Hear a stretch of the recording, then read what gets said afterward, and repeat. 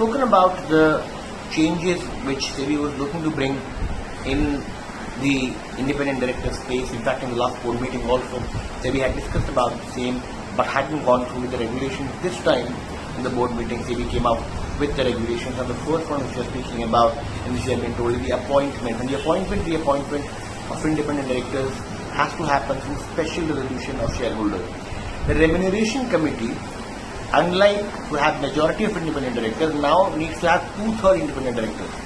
Relatives of employees of companies are permitted to become independent directors without the cooling off period, but if you are key management personnel, then you have to have a cooling period of at least 3 years. Speaking about the resignation of independent directors, that has to be disclosed in the market, and they have to be disclosed to SEBI. That's also a very important part, and also very important part which we have been told about here is that the independent director should constitute 2/3 of the audit committee as well. So these are the changes when it comes to the independent directors. Now let's speak about a new class which is being created now, which is the class of accredited investors. Now this is a class of investors who may be considered to be well informed or well advised about the investment product.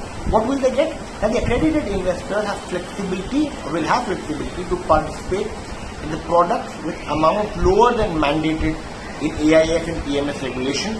Accredited investors with minimum investment of 10 crore with a registered PMS provider can avail relaxation in investing in unlisted securities as well.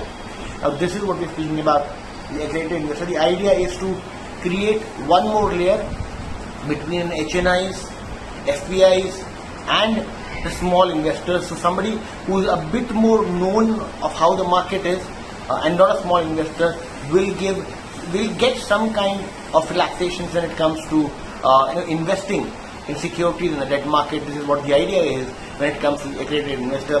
And lastly, speaking about the public issuance of debt securities, what we have been told is that the minimum 100 crore size requirement for public issuance of debt securities has been done away with.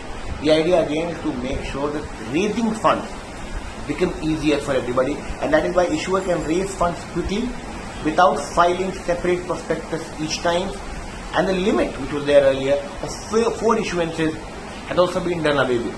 These are the 3 major changes which has happened. As I said, the one which has been spoken about for a very long time.